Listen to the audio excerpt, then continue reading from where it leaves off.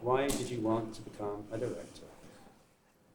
I didn't really want to become a director. I wanted to make films. I knew next door to nothing about film. I wanted to be a painter. And I was a painter.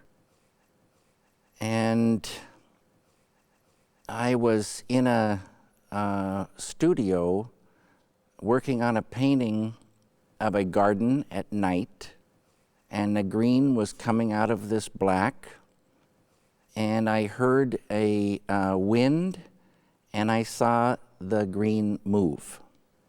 And I said, oh, that is interesting. And I thought it would be good to do a moving painting. So there was an experimental painting and sculpture contest at the end of the year at the Pennsylvania Academy of the Fine Arts, where I went to school.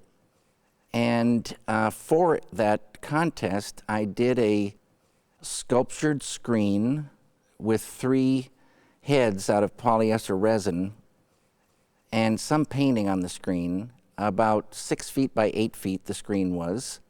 And then I stop motion, kind of animated, but in a stop motion fashion, a thing that I called 6 Men Getting Sick. And that was my film in 16 millimeter, a little tiny Bell and Howell camera that had single frame capabilities.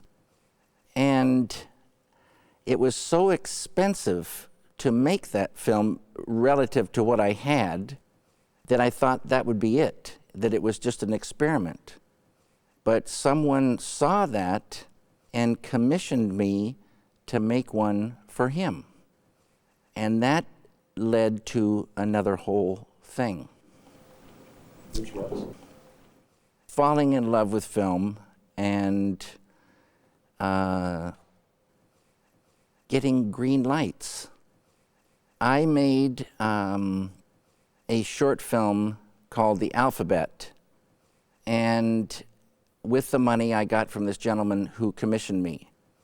And there's a whole bunch of things that happened, but I ended up making not what he wanted, but something that combined animation and live action.